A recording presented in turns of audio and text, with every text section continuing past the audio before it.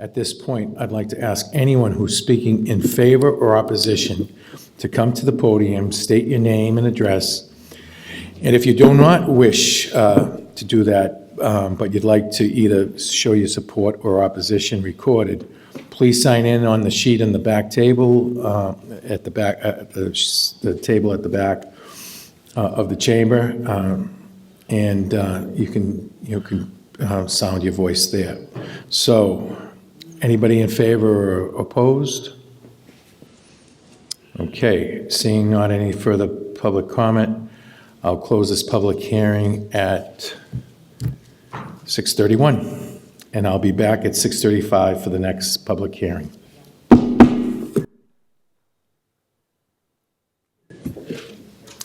Okay, welcome back. I'd like to call the Monday, December 5th, 6:35 public hearing to order. This public hearing is for Council Order 2022-138, utility grant location, National Grid, Watson Road. So at this point, I'd like to ask anyone wishing to speak in favor or opposition to come to the podium, state your name and address. And if you do not wish to speak, but would like your support or opposition recorded, please sign in on the sheet on the table at the back of the chamber. And is somebody, yes, please. Please state your name and your address. Good evening. My name is Mary. I'm Mulroney. I'm from National Grid. And National Grid respectfully requests your consent as part of our cast iron main replacement program. National Grid recommends the following of the relay of 365 feet of 4-inch cast iron dating back to 1911 and 1929, with approximately 500 feet of 8-inch plastic. Within that scope, the focus is approximately 135 feet of new install in Watson Street, located near a new house at number 14 Watson Road to Broadway. Okay, thank you. Thank you. Anybody else would like to speak in favor or in opposition? Ask a couple questions. Sure, please, please.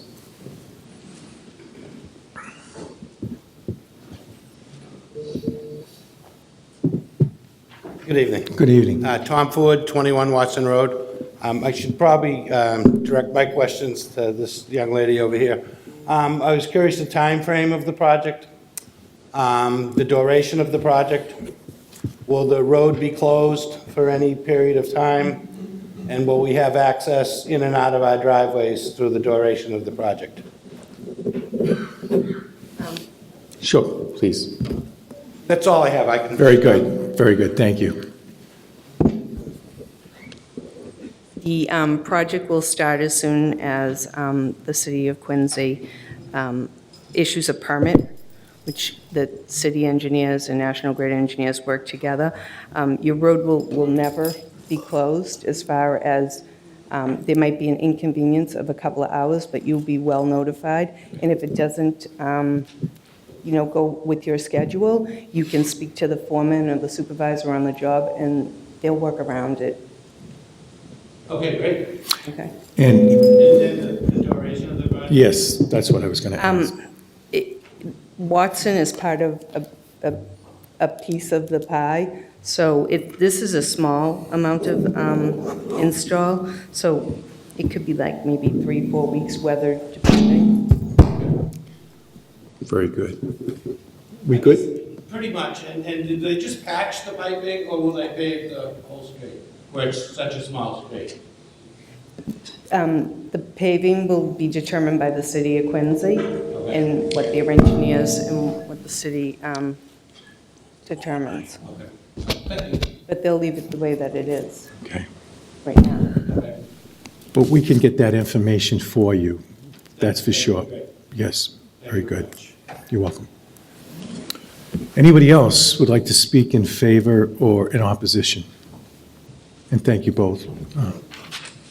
Seeing none, no further, at this point, I'd like to call this public hearing to an end, and it's at 6:39, and in 1 minute, we're going to have a public hearing for the fiscal year 2023 property tax classification. Thank you very much. Thank you.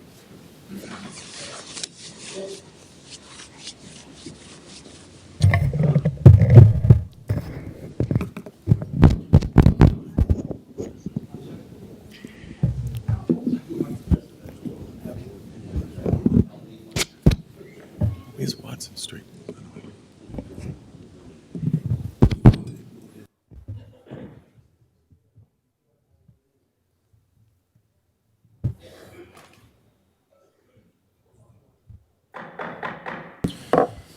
I would like to call to order the Monday, December 5th, 6:40 PM public hearing of the Quincy City Council to order. Madam Clerk, please read the open meeting law.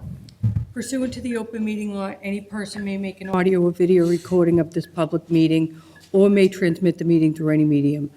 Attendees are therefore advised that such recordings or transmissions are being made, whether perceived or unperceived, by those present and are deemed acknowledged and permissible.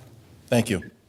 This public hearing is for the FY 2023 property tax classification. And before we get started, we're going to obviously open it up to Colleen Healy, the Chair of the Board of Assessors, but there'll be a public hearing and people can speak, but you're going to have to pertain to the property tax classification. And with a raise of hands, I'll find out how many people are in here for that. And if there's a lot of folks, we might put a time limit on it. But with that, Colleen Healy, you have the floor. Okay, thank you, Noel. So before we begin, you guys should have all received a copy of the fiscal year 2023 Understanding Your Taxes publication. This will be available on the city's website tomorrow, as well as the PowerPoint presentation above here. So before the city can set its tax rate, all assessed values must be certified by the Massachusetts Department of Revenue. So I'd like to begin this meeting by thanking the staff of the Assessors Department for their hard work throughout the year to make tonight possible. Tonight, this meeting is held for the purpose of voting on the minimum residential factor. The vote taken tonight will determine whether all 5 classes of property will be taxed at the same or different rates. You should have received the latest edition of the Understanding Your Taxes publication, and you may follow along specifically on page 16, which outlines how to calculate a single tax rate versus split. So tonight, this body must decide whether to tax all classes of property at a full and fair cast valuation share of the tax levy, which would result in a single tax rate, or to reduce the share of the tax levy paid by the residential property owners and shift those taxes to the commercial, industrial, and personal property taxpayers, which would result in a split tax rate. Since 1984, this council has voted to have a split tax rate. The assessors must classify all real property according to its use as of January 1st. And the 4 classes of property are residential, open space, commercial, and industrial. Anything used for a residential dwelling for human habitation is taxed at the residential rate, including apartment buildings. Personal property is a separate category and is treated as a class for purposes of allocating the tax levy. Personal property is classified based on the legal entity of the business, and all personal property is classed at the commercial tax rate. Here you can see the total assessed value by class for fiscal year 2023. The residential class accounts for 86% of the total assessed value in the city, while 10.59 comes from the commercial class and 2.45 from the personal property, and less than 1% from the industrial. These 2 charts compare the total assessed value by class for the past 5 years.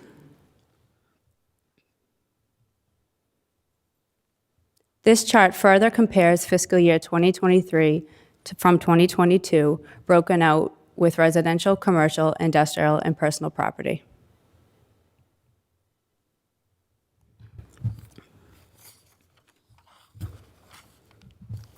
This chart further breaks down the increase within each class code from fiscal year 2022 to 2023.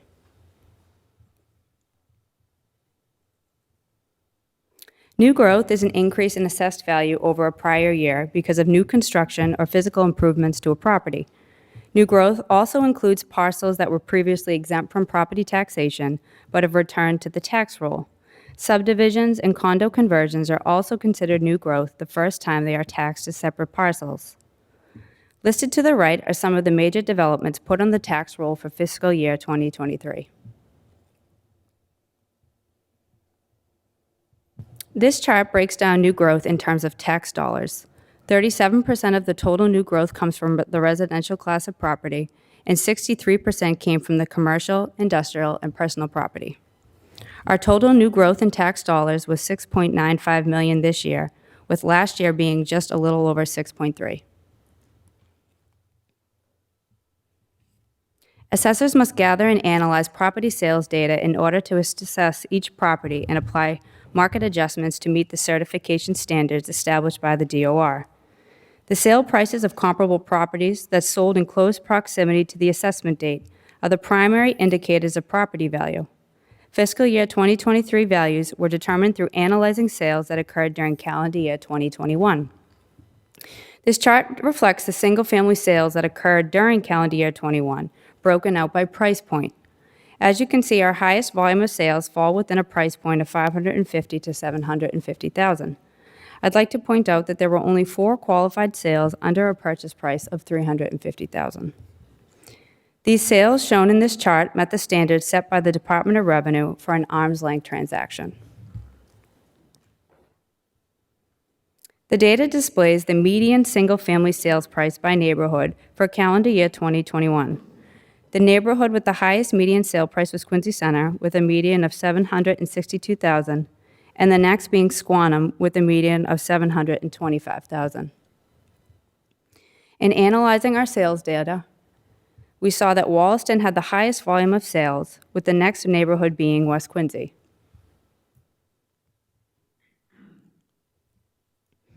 The average single-family home has assessed value of $602,400, which is an 11% increase from fiscal year 2022.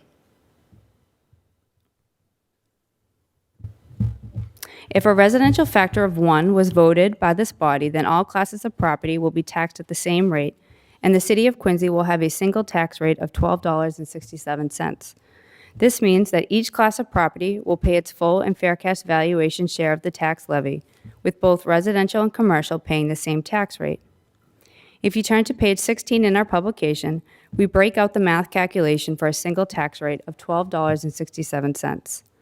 Tonight, your vote determines whether we adopt the minimum residential factor of 0.87, resulting in a residential tax rate of $11.13 for the residential class of property and $25.18 for the commercial class of property. And again, page 16 does outline how the calculation is done for a split tax rate as well. This chart depicts the last 5 years' tax rates for both residential and commercial, and to the right is the fiscal year 2023 proposed property tax rates. Thank you. Thank you for your presentation, Colleen. Before I open this up for folks that are coming forward, just a raise of hands for the folks that probably will be speaking. Okay, we have enough time. I'm gonna limit it to 4 minutes. It looks like around that time limit. At this point, I'd like to ask anyone wishing to speak to come to the podium. State your name and address. If you do not wish to speak but would like to support or opposition recorded, please sign in on this sheet in the back table of back in the chambers. So feel free to come up and state your name and address, please. Thank you. Good evening. My name is Michelle Andrews. I've been an educator in Quincy for 12 years. I'm sorry, just your address, and you might want to speak up 45 just a White little Street. bit or get a little closer to the mic. I've been an educator in Quincy for 12 years and a resident and taxpayer in Quincy my entire life. My husband and I grew up in Quincy, product of Quincy Public Schools, bought our home here over 30 years ago, chose to raise our family, educate our 2 children here in the city. We both chose careers that kept us local and committed to our city. Myself as a teacher in the public school system, and my husband Bill at State Street for over 34 years. I'm here tonight learning a lesson about residential taxes and how much my taxes really help the city. I want to address you all in your capacity as the elected leaders of City of Quincy, responsible for setting and approving the budget, and thereby our priorities as a community. As you may know, Quincy educators are once again negotiating a new contract with the city.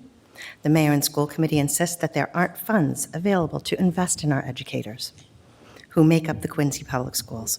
We've made pleas to the city and district leaders to recognize the need to address educator retention in Quincy. I'm sorry, you're going to have to get back to the tax rate. This is for the tax classification. If you get a little bit off topic, I have to interrupt you and, Thank you. you know. All right. Years ago, during a campaign, I was standing in my friend's kitchen, and I met a lovely candidate. And I was told by that candidate that all municipal buildings should be utilitarian and not be built as a tribute to any architect, but built to serve their purpose and serve it well. I urge you all to pick up your pencils and try again to spend our tax money wisely. All of our municipal buildings deserve to be as up-to-date and cost-effective as possible. What do we truly prioritize as a city? Where and how do we want our taxes spent? Is it your priority to leave a legacy of buildings or one of educated citizens who will grow up and participate in the process of government? This is the time to be very clear about the priorities in this city. We're a city of people and a city of presidents, and we have the opportunity to be very clear about what is important to the future of Quincy. My taxes pay my own salary, as I have been told, and I have been told by parents that they pay my salary, and that's fine. I love my job. I want my city to make good decisions with my tax money. I don't want a city full of buildings as homages to architects. Please spend our money wisely. Pick up your pencils and try again. Thank you. Please state your name and address, please. Sure. Good evening. My name is Joanne Collins, and I live on Hillside Ave, 88 Hillside Ave. So I've been an educator in Quincy for 6 years. I was born and raised in Quincy, and I reside there still today. If you take a drive through Quincy today, you'll see new development everywhere you look. New apartment and condo complexes left and right. New development presumably for people who want to make Quincy their home, but our city's infrastructure is not keeping pace with this growth. School enrollment is at nearly 10,000 students, and almost all our buildings are at or exceeding capacity. The community of Quincy expects when their students attend Quincy Public Schools, their students will receive a world-class education, and they do. But with such a drastic increase in enrollment, we haven't seen any corresponding increase in staffing at QPS. In fact, we've seen the opposite. The untenable workload, pay, and benefits that haven't kept pace with surrounding communities, they're just a few of the reasons that have been driving a mass exodus of educators from Quincy. As educators working day in and day out with our students, we know that even if we set aside a moment of the increased enrollment, we would still have students facing increased social and emotional strains caused by COVID-19. What Quincy educators are asking for is not unreasonable. In fact, it's necessary. We got to get back to the tax rate, I'm sorry. Okay. Your colleagues on the school committee say that what we're asking for can't be afforded while we see the new development with city tax dollars all around us. We're simply asking that the mayor and the elected leaders of this city value the students and staff of Quincy Public Schools as much as they do new development. Thank you. Thank you.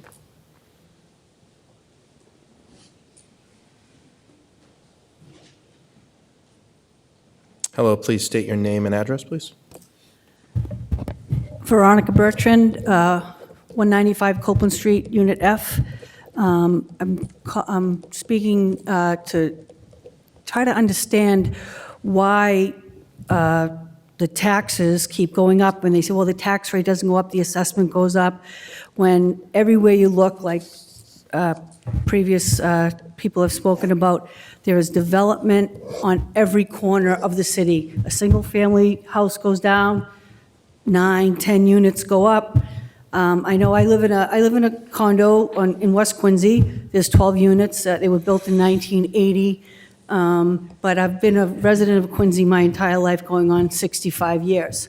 I've been paying some sort of tax since I was probably 21 years old when I bought my first car. I pay excise tax, we pay taxes through our water bills, and even though I rented up until 15 years ago, your rent in Quincy goes toward people paying their taxes. So by me paying rent, that's part of paying taxes. I just don't understand why, if our taxes go up, why the money isn't being spent wisely. Why are we spending so much money on a new police station, and then you want to raise our assessment in a kind of a double switcheroo so you get more tax dollars, when in this economy, everyone's complaining about the economy and inflation and all this, you're going to price people like myself right out of Quincy. I mean, my taxes have gone up every single year that I've owned my property.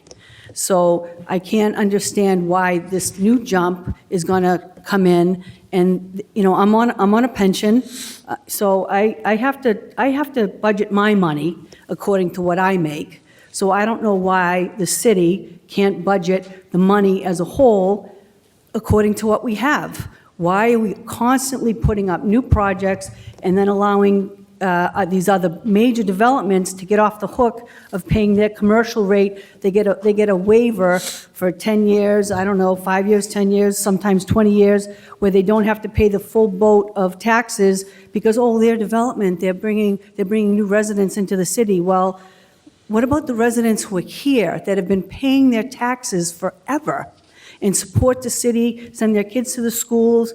I mean, we all want good things for the city, but you have to have a better outlook of how you spend your money. You just can't willy-nilly go around just building things because, I'd like to have a brand-new car every year, but I don't because I have a budget. That's what budgets are for. You get money, you're according to what you have, and you just don't keep dipping into other wells to get money because you want something that we really don't need. And that's why I think we have to hold off and just take a look at how much these assessments are going up. The inflation rate and everything is in flux right now, and I really just think you need to take a really hard look at how much we want to burden the actual residents of the city who pay residential tax. Thank you. Anyone else? Go ahead, guys, you're on the clock.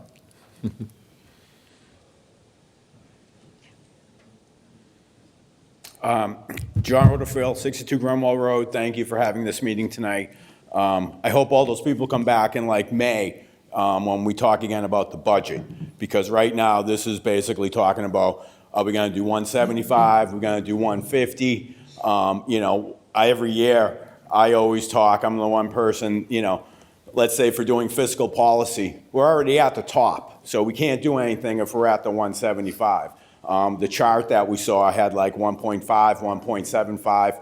We could go to like 1.69 or 1.7. That is one thing that we could do. I actually think this year, when they say, we have the new growth in the city, my taxes are actually going to go down this year, so I'm happy. So not everyone, the Proposition 2.5, as it goes across all the different properties, it affects different neighborhoods differently. And what's basically happening in the city is becoming more equal. Squantum and Adams Street area and stuff aren't as expensive now as Montclair and North Quincy. All around the city, anywhere in Quincy, it's a good place to live. So if I had the power to do anything, one of the things that you could do, which would be interesting, I hate taking money from that pension fund that you just set up. I don't care. Like I said, my taxes are going to go down a little bit. I'm willing to have them go up a little bit so we can make sure our pension is strong. One of the things, if we had $5 or $6 million extra, maybe that money could go towards the teachers. I like the teachers and I like the police. I don't want to pit everyone together against everybody. I like Councilor Mahoney. I like everyone up here, and I just want all of us to get along, okay? I don't even want to pick, someone for over this side, because I like everybody. And, it's kind of like government. They try to, divide us apart.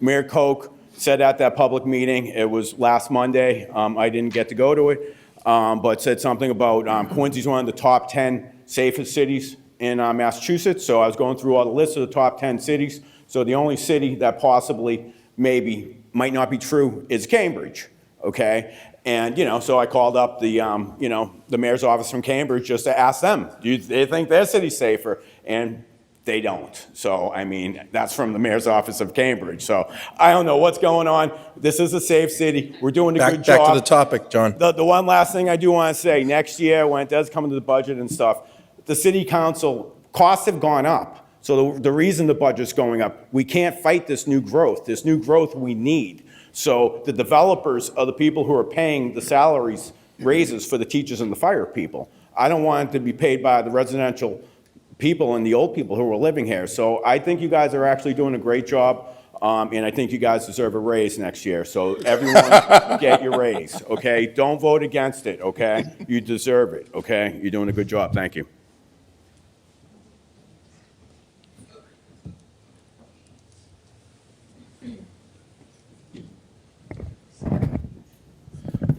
Bill Zamzow, 356 Washington. Bill, you might want to speak up just a little bit. So I will try. I've got a little, working on a cold this week, but I would like to thank you for giving a little longer time. I think I'm going to be able to hit the 4-minute number. Okay. Last June, most of you approved the largest increase in annual spending in the city of Quincy going away on a dollar basis, as well as also on a percentage basis, up by 7.7%, an increase which was was 2 to 3 times more than most any other municipality in the Commonwealth. And now comes time to pay the piper. To this, while it is a good thing to see a $3 million cut in spending given apparently lower employee health care costs than were expected when the budget was approved last year, this positive is swamped by Mayor Koch's proposal to tap almost $16 million in city reserves to cover the nut, to help cover the nut. For starters, the administration is proposing to take $10.5 billion out of the stabilization fund, better known as the rainy day fund. So what for the fact that the current balance of the stabilization fund is only around half of what it should be per best practices, in which outside entities have long criticized as woefully inadequate. Further troubling, the administration has unilaterally as well as problematically spent close to $30 million in COVID relief money on dubious, if not also vanity projects the public does not support, funds that could have mitigated some of the cost of the local property tax revenue needed to cover the FY23 budget, as well as taking care of other more pressing local needs. And now, maybe the administration's plan is to reimburse some of the 2 hits to the stabilization fund when FY22 free cash might finally be certified. But this still baits questions. For starters, why wasn't free cash certified at this date and has been the case in years past? And then there is the related question as to why a $4 million hit to stabilization and then a second $6.5 million hit rather than just go with a single $10.5 million hit. Is the administration's plan to only reimburse one of these proposed hits to stabilization or some fraction thereof once free cash is certified? Regardless of what is planned, tapping stabilization emergency reserves to help cut paper over out-of-control spending is no way to run a city. And then there is the administration's proposal to tap $5.25 million from the designated pension obligation reserve fund. So what, apparently, for the fact that per the POB bond agreement, the city is obligated to park $5 million a year into this separate and restricted reserve fund until this fund totals $30 million. And then that money has to remain in place until the principal owed on this bond debt dips below $30 million in the late 2030s. As such, what is the basis for the administration voiding this agreement by proposing to take down this reserve by over $5 million? Needless to say, you all better insist on the administration providing an outside approval for the tapping of this designated reserve fund before you might consider doing so, as you could instead find yourself in a world of hurt if the bondholders opt to pursue a default claim against the city of Quincy.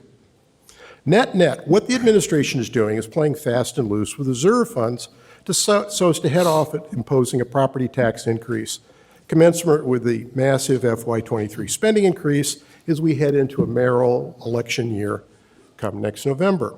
Bill, we're at 4 minutes. I'm going to give you 30 seconds, okay? Okay, I'll do the best I can. As such, go along with this grift at your peril, not to mention rich and ugly for the local taxpayers. I cannot tell you to not tap the stabilization fund, but I would suggest that tapping the pension bond reserve without having ironclad external assurances is a really, really bad idea.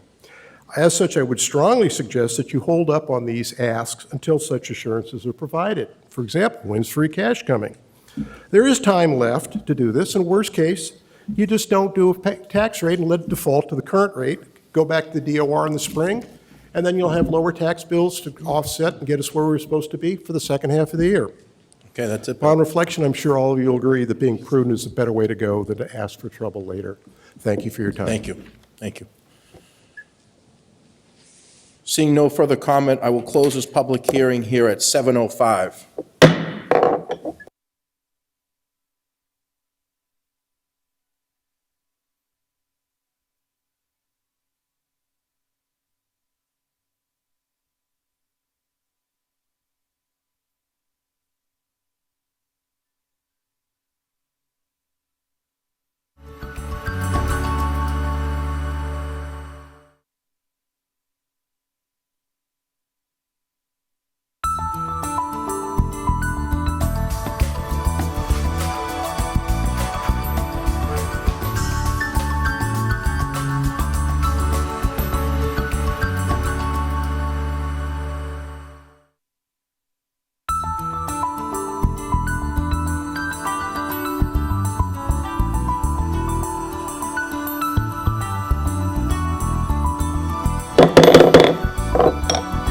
Good evening. I'd like to bring the ordinance committee meeting to order. Jen, can you call a roll? Counselor Andronico. Present. Counselor Kane. Present. Counselor DeBona. Present. Counselor Harris. Counselor Liang. Present. Counselor Mahoney. Counselor Phelan. Chairman McCarthy. 8 members. Present. Let me just read the open meeting law. Pursuant to the open meeting law, any person may make an audio or video recording of this public meeting or may transmit the meeting through any medium. Attendees are therefore advised that such recordings or transmissions are being made, whether perceived or unperceived by those present, are deemed acknowledged and permissible. Before I start, I just want to recognize Councilor Phelan. Thank you, Mr. Chairman. At this time, I'm going to, due to a conflict of interest, particularly with the Wentworth property, and having been advised by the City Solicitor's Office and the State Ethics Commission, I'm going to excuse myself from the meeting and will be not participating. Thank you, Mr. Chairman. Thank you, Councilor. With that, the ordinance committee meeting tonight has 2 orders that I'm going to lean on Mr. Timmons to talk about a little bit, and Mr. Walker. The first item is 2022-132. It's an order for land abandonment at 231 South Central Avenue. If I could just get Mr. Timmons to come to the podium just to give us a brief overview of, well, both items, I guess, Jim, but we'll start with this first one. Do them both. We'll do them both, yeah. Thank you. All right, thank you, Mr. Chairman, and good evening, members of the council. The first item before you relates to land in Wollaston along South Central Avenue. I know Council Kane's well familiar with this. Essentially what happened is there is a property that fronts on South Central, and it has its street address on South Central. The side yard runs up along what had been designed to be a continuation of Lincoln Avenue. It's the final block of Lincoln Avenue running down into South Central. And essentially what happened was back in the day when this neighborhood was laid out, there was a provision for Lincoln Ave to extend all the way through to South Central. But when it was actually constructed, they only put a sidewalk on one side. So this particular parcel is on the other side where there's no sidewalk. And over time, not because of this property owner, but prior property owners and just what occurred in the neighborhood, where the sidewalk would have been, it grew out to be a grassy kind of side yard. The individual who brought forward the request that is now memorialized in this council order thought when he bought the home that it included this full side yard. And when he went to pull a building permit to do a little extension on the side of his home, he found that he didn't own the property. So he came forward to the city. I reviewed the matter and found that he might have rights under what's called the derelict fee statute. And I know some of you are familiar with that because we've encountered it along the trail, where land that has not been specifically conveyed, a property owner who abuts that property owns out to the midpoint of the way. Well, that may or may not apply here, but in any event, what the property owner is looking for is simply to take possession of what would have been a sidewalk, but has never been a sidewalk in the history of the property. It's always been a grassy side yard. It does not interfere at all with the city's plan for Lincoln Avenue or the way Lincoln Avenue is now established. In fact, it's been repaved. I've been up there and taken a look around. Lincoln Ave has been repaved down to the intersection with South Central. There's a sidewalk on the other side. And so we regard this authorization to abandon any interest in the property to be a fair and equitable resolution.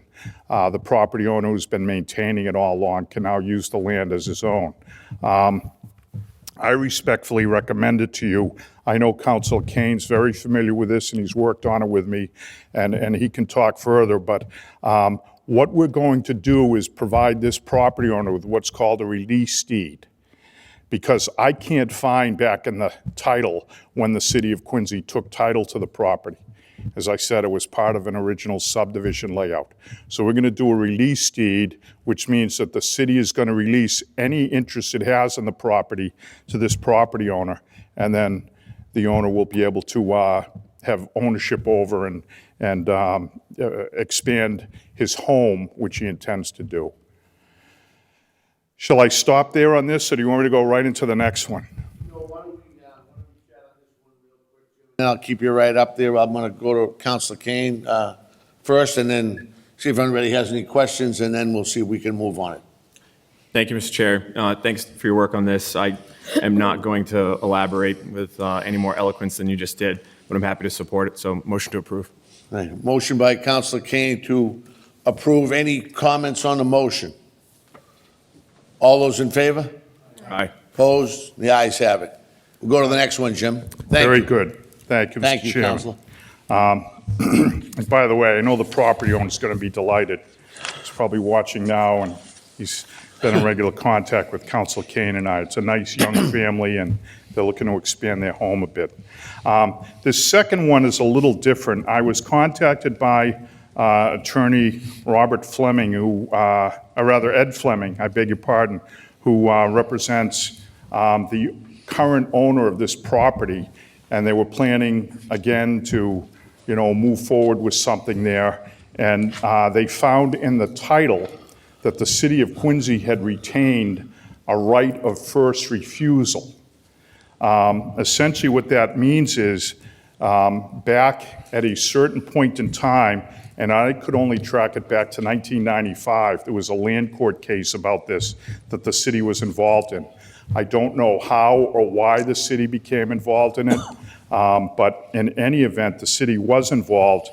And this is an area that those of you who may understand or have been down by Ward 5, it's back where the CVS that used to be on Hancock Street is located. And this particular parcel of land was the parking lot that served that site. It then became a parking lot for Eastern Bank when Eastern Bank was in the building. Well, now there's an interest in doing something different, and the title to the property says that if that parking lot is ever used for anything other than parking, then the city would have the right to buy the property for $10,000. Now, we don't understand why that right was preserved, see no reason or no interest in it. And so what we're looking to do here is simply waive the right to purchase the property, waive the right of first refusal, so that there can be something recorded in the Registry of Deeds that allows these private property owners to go forward with whatever they intend to do. I know there was a bit of confusion over the fact that in this council order, it talks about in consideration of $10, and then the amount happened to be $10,000. But the $10 is just legal consideration. And if you're familiar with that, fine. If you're not, it's just something that's required anytime you exercise an interest in real estate. So the city is abandoning a right that we don't fully understand why it exists, and property that we have no reason really to ever pursue. Thanks, Jim. Any comments? Councilor Yang? Thank you, Mr. Chairman. I just want a clarifying question. So the earliest set of documents we can find around this is from November 1995? Pardon me? The earliest set of documents around this establishing that we have the right of first refusal is from 1995? I'm having trouble with the hearing again, and I'm very sorry for that. No, I just wanted to ask a clarifying question that the earliest set of documents that we could find that establishes or speaks to our right of first refusal is from 1995, correct? 1995, is that what you're saying? Yeah, there was a land court case that year, and the city was involved in it, but there's no longer a record here with the city of that land court case. And the land court, their records are a little bit dicey as well. They now have everything electronically scanned and on file, but back then they did not. So I can't find out why this interest arose. I just know that there were multiple parties involved in the litigation. And this was part of the final judgment to change the certificate of title to give us this right of first refusal. Okay. And do we have any contact or communication with the owners at the time of that decision? Well, This is just a curiosity thing. I'm just wondering why. And I'm sure you obviously did your due diligence to find out why as well, to come up with an answer, but. Understood. The owners at the time were part of the litigation, so there was intimate contact. And this judgment and what's reflected here, I'm telling you on a certificate of title, was all the product of an agreement for judgment that was entered. So at the time the owners agreed to this, the current owners are the ones who came forward and asked us about this waiver. And so yes, both current and past owners were party to all this, and I think that essentially at the time it served a certain function, the parking lot, and now it's presumably going to serve a different one, or perhaps the same. I don't know what the plans are. Yeah, well, I appreciate the clarification. I mean, I don't see the need of spending $10,000 of the city's money for a plot of land that we have zero plans for. I'm very familiar with the area. I'm very familiar with that parking lot. And, if there are any projects coming down the pike, I know that there are, things in place, like the zoning board and planning board for approval processes before anything does move forward. So there are those protections in place, and all of those things being considered. Again, I don't see the need to spend $10,000 of the city's money on a piece of land that we don't need. So I would like to make a motion to approve this, please. Right, and the mayor, when I first brought this forward as part of the due diligence, he asked me to look into the site a little bit, and where it's located. There's concern about the commercial properties around it and the perhaps underground tanks. And there's housing, the housing authority has property as well abutting it. So, and this property happens to be a kind of a low point in the neighborhood. So the risk of getting involved with it was not worth it. No, and look, from my experience and just understanding purchases of properties and development of properties here in the city, again, I do feel as though there are protections in place with eminent domain, with planning board, with zoning board, a number of opportunities. I think that if we do ever want that, split of land of that parking lot, then we can revisit it. But as it stands today, if there is this matter that then triggers the city's ability to spend $10,000 for a piece of land we don't need right now. I don't want to spend that money of taxpayer dollars. So thank you for this very thorough explanation. And like I said, I'd like to make a motion to approve. Counselor, did you make a motion? Yes. You made on the motion, Mrs. Mahoney? Yeah. Hi, Mr. Timmons. So I guess I'm trying to understand, so who owns the property now? Is it the CVS or is it the supermarket? Is it the CVS or the supermarket that's there right now? Well, there was a supermarket there was a CVS there, and there was an Eastern Bank. Okay. So, and when they purchased the property, they purchased the parking lot as well, correct? Well, I'm not sure about that. Those different entities, I think, were leasehold interests. I know definitely CVS was, because that shows up in the title. How Eastern Bank was there, I don't know. So who owns the property now? Did we find that out? I'm not sure. So it was Mr. Fleming that came to you for this piece of property, asking for the waiver to be dismissed, right? Saying that the city would no longer have interest in this property, correct? That the city would not exercise its right to buy the property. That's what they asked us. Is that because the property is getting ready to be sold? I guess I'm just trying to find out, like, how did this come to us in this particular case? I don't really know. Attorney Ed Fleming came forward. I believe obviously there's going to be a sale because that's why he's asking me about this. But I didn't ask for details on that. I was mostly looking at the title and trying to track why the city might have an interest in the property and was unable to do so. Because as I explained earlier when Councilor Yang asked, I don't know, I couldn't find any detail in the court case, and there's nothing in the title beyond this language.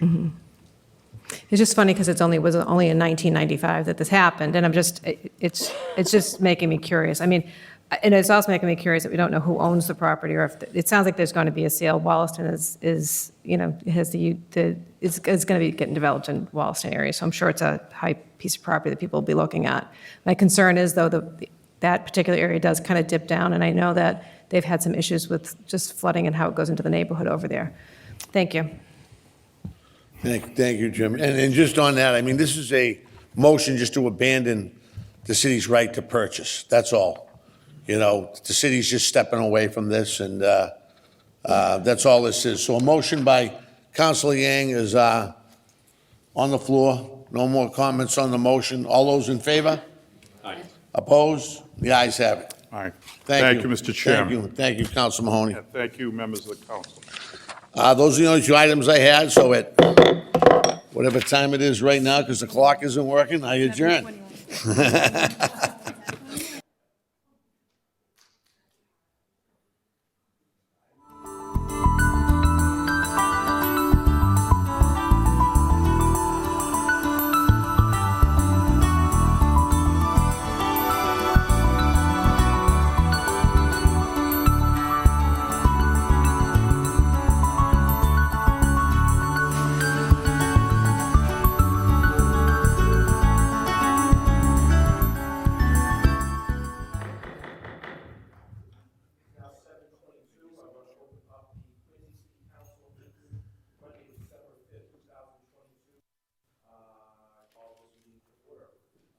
Madam Clerk, please call the roll. Counselor Andronico. Present. Counselor Kane. Present. Counselor Harris. Counselor Liang. Counselor Mahoney. Counselor McCarthy. Counselor Phelan. Present. President DeBona. Present. 8 members, you have a quorum. 8 members, we have a quorum. Please stand if you can. And if we can get a moment of silence, and please use it as you wish.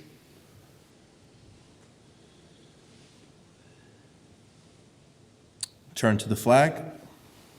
I pledge allegiance to the flag of the United States of America and to the republic for which it stands, one nation, under God, indivisible, with liberty and justice for all.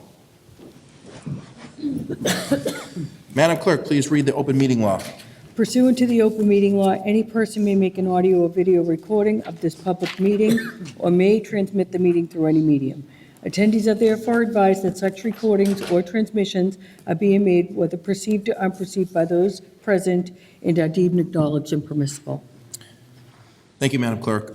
Before we get into the agenda items, I want to bring forward Eric Mason, Director of Municipal Finance, to review financials behind setting of the tax rate.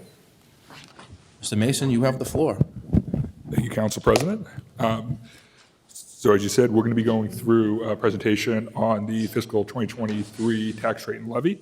That's going to include an overview of the estimated average single-family tax bill, along with the pending council orders that are in front of the body.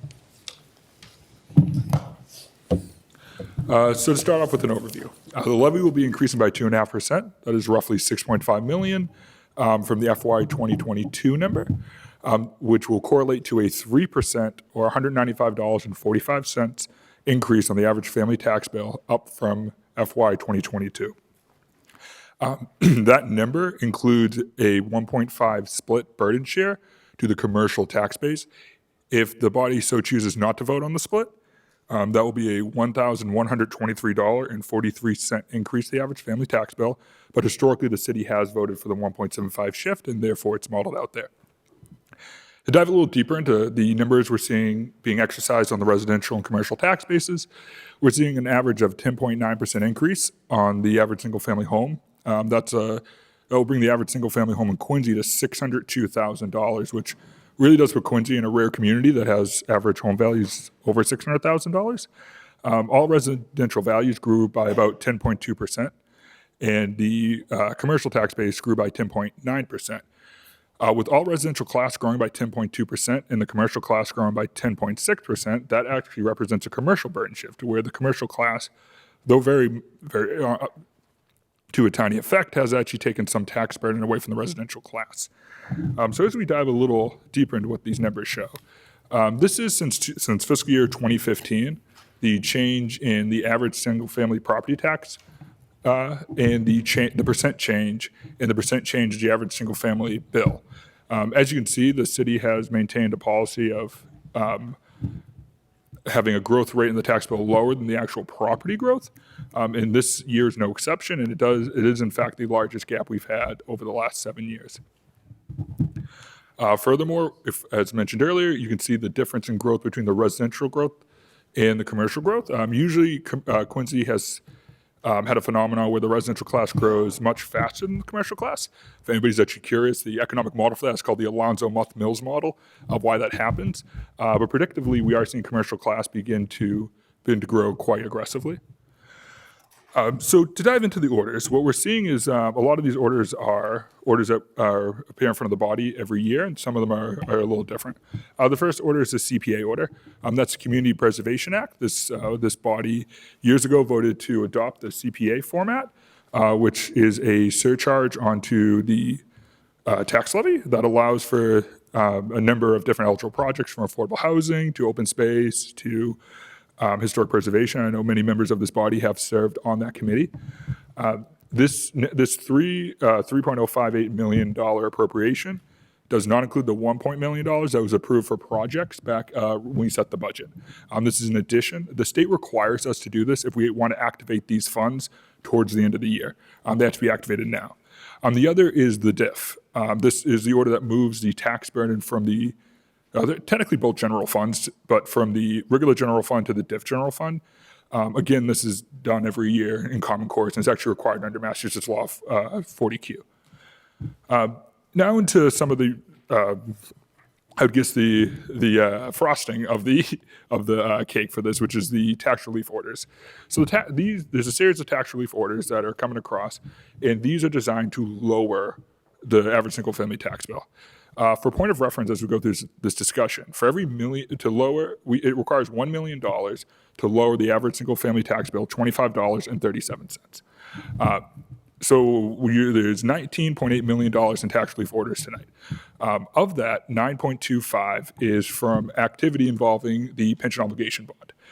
Now, back at the close of the fiscal year 2022, so back during budget setting season, this body adopted, one was part of the council order relative to the budget, and the other was a transfer from the savings from the debt service schedule related to the pension obligation bond. The $4,007,127.97 is related to council order 2022-1 $5.090, and that was the surplus left over from the pension obligation bond payment for that year.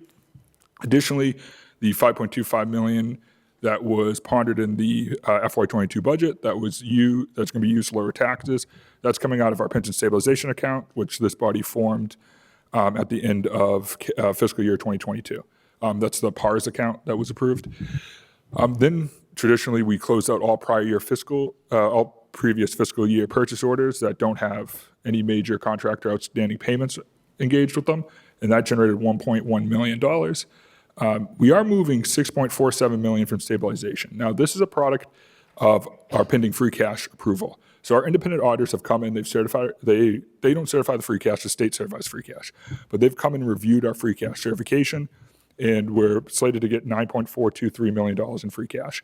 We're using in the interim, due to the timing that's required to get our tax rate processed and bills made, that we're having the meeting today. Usually we have the meeting the second meeting in December.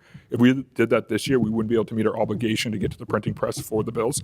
So we're using the $6.474 million of liquidity in stabilization to be able to act and use that free cash before it is certified.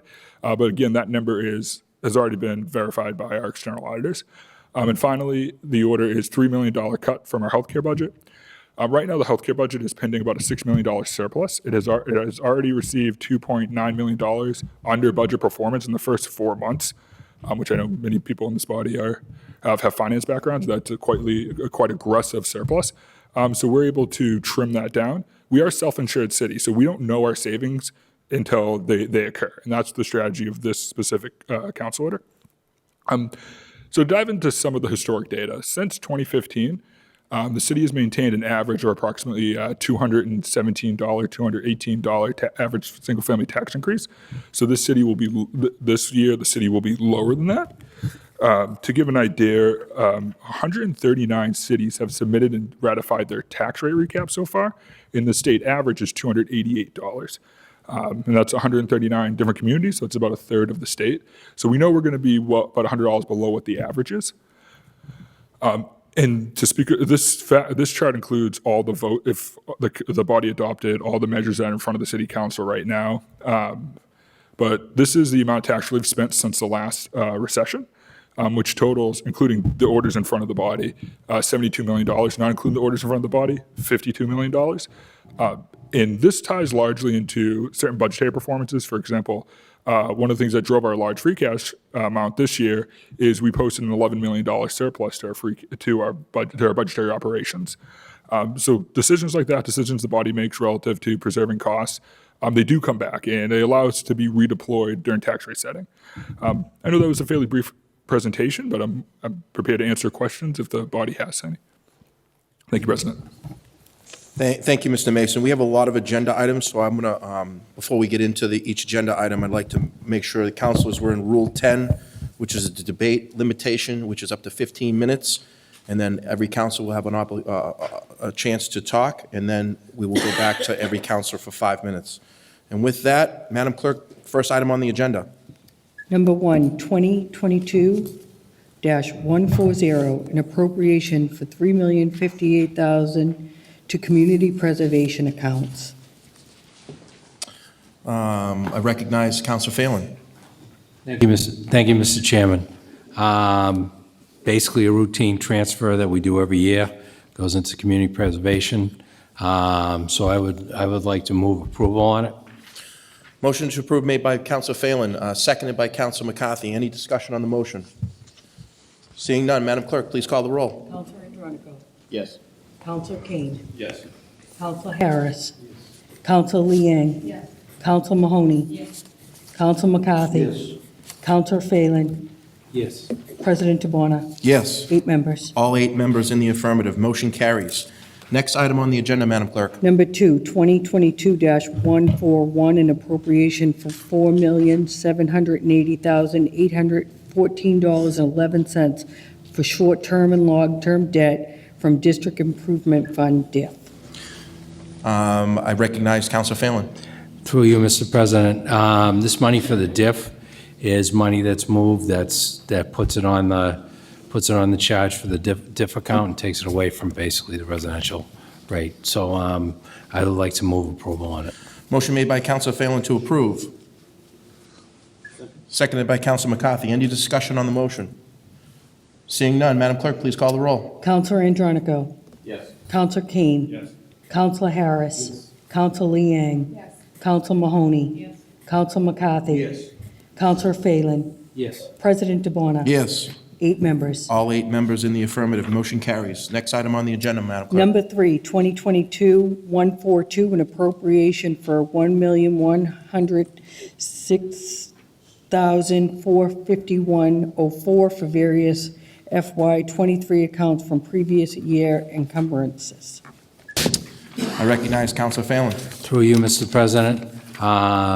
This is from, as a department head, I know exactly what this is, from POs and contracts that didn't get filled, all the ones that are done during the year, and this putting in to actually work on the residential rate. So I would like to make a motion to approve.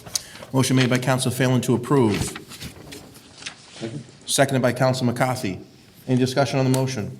Counselor Mahoney, you have the floor. Mr. Mason, can we just get a breakdown, or if you know what the breakdown is, it's from various departments, just so that we can have that on the record? I mean, you have this coming in from various departments as $1,000,001, so. Absolutely, I actually have the documentation here. I can hand it out. Sorry.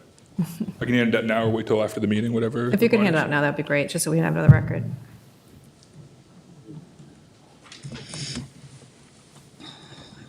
Does this have the backup for everything that's in the package, or? Yes, it would be.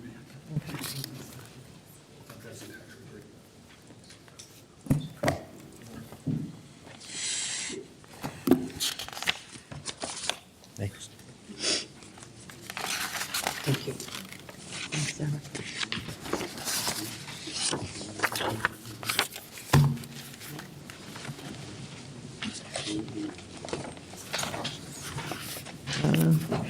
Mr. Mason, if we could, I appreciate you passing this out. Is this the does this represent the $1.1 million? Yes, Okay, so this Counselor. is the breakout of all the departments. There's 793 individual purchase orders, so it's, No, I understand there's a lot. I just think it's useful information to have as backup. Obviously, we do the budget every year, and this happens every year, and it can be various from different reasons as to why that's happening. So I'll be happy to look at it later. Thank you. Any other counselors? Seeing none, we have a motion to approve made by Counselor Phelan and seconded by Counselor McCarthy. Madam Clerk, please call the roll. Counselor Andronico. Yes. Counselor Kane. Yes. Counselor Harris. Counselor Liang. Yes. Counselor Mahoney. Yes. Counselor McCarthy. Counselor Phelan. Yes. President DeBona. Yes. 8 members. Unanimous 8-0 vote. Motion carries. Next item on the agenda, Madam Clerk. Number 4, 2022-143, an appropriation for $3 million from healthcare to reduce the FY23 budget. I recognize Counselor Phelan. Through you, Mr. President, $3 million from the healthcare to reduce the FY 2023 budget to lower the residential rate. So I would make a motion to approve. Motion to approve made by Counselor Phelan, second by Counselor McCarthy. Any discussion on the motion? I recognize Counselor Mahoney. You have the floor. Thank you very much. Mr. Mason, so this is from this year's budget, correct? FY23, correct? yes. FY23. So why were we over by $3 million? Why was our projection so off for that budget line item? So we have a healthcare company advisor, a cooking company, that they come in, they look at, we're self-insured, so they look at the net flows, and they projected there'd be about an 8% increase, and that had to do a lot with deferred demand related to people putting off elective procedures. What we're seeing in our own data and what we're seeing nationwide is that wave of deferred procedures isn't really materializing. People don't have that high demand for surgery, apparently, elective or non-elective. So instead of seeing this large bubble in demand that we would kind of expect, this we call it a right shift in demand, what we're seeing is much more gradual. So it's not an 8% need, it's more of a 4% need, which does fit kind of the national standards we're seeing for healthcare usage right now. So this is a consultant that we pay that helps us determine what our healthcare should be. Yes, that we've been using for. And did they help us last year, too? Yep. So what's curious to me is that fiscal year '22, we also used $3.1 million in fiscal year '22 to offset the budget because we had the same issue. And then in fiscal year '23, we had the same issue. Yes, So- COVID has been a quite Yeah, I know, I realize that. But also what's bothersome to me is that I went back and looked at the last 5 years of when we're setting the taxes and how we have, what we're doing with our money. And COVID was the reason why we used 4.2 in our stabilization fund in 2021. And obviously the reduction in the budget's also been from, like we just had with the leftover monies that we've had from different departments. And then we've had this line item that's here. But we're having $19.5 million this year. That's extraordinarily high. And I'm just having a hard time. It just seems really, it's a dangerous game that we're playing right now because we're spending more in our budget than we're being able to hold up to in reserves, and we're using our reserves, our stabilization money, to pay that off. I do have a question because it was in the package too about free cash. I don't know if I can ask that now. Why don't we wait till that, We don't have free cash on the list to be able to discuss free cash. go right ahead. Right. So we did not certify free cash last year. Oh, we did, but we did in We March. did, but we didn't do it. So traditionally, and I went back and I asked, Madam Auditor, could you tell me in the course of the last, how many times we've actually not certified free cash before we've come in with a tax rate in your recollection? Other than last year and this year? I'll speak for how long I've been here, and I've been here 19 years. Last year was the first year that we didn't certify until the spring, in March, I think it was, of 2022. Mm-hmm. And then it's not certified to my knowledge as of yet either. Okay. And the reason why I bring that up is because traditionally, in most other communities, you mentioned other communities and how we're $100 less than everybody else. But in everybody else's communities, most of them have their cash certified. And we didn't have ours certified until last year. And it was certified in March of last year, and it was $5.9 million deficit. Is that correct? I was recertified at about $60,000 surplus. So it was never really reported to us that that's what it was. So my concern with that is that last year we were at a $5.9 million deficit, and it came back. And traditionally, our certified cash usually comes in the millions, not in $67,000. And this year, we're predicting that we're going to have free cash of $9 million, quite a shift.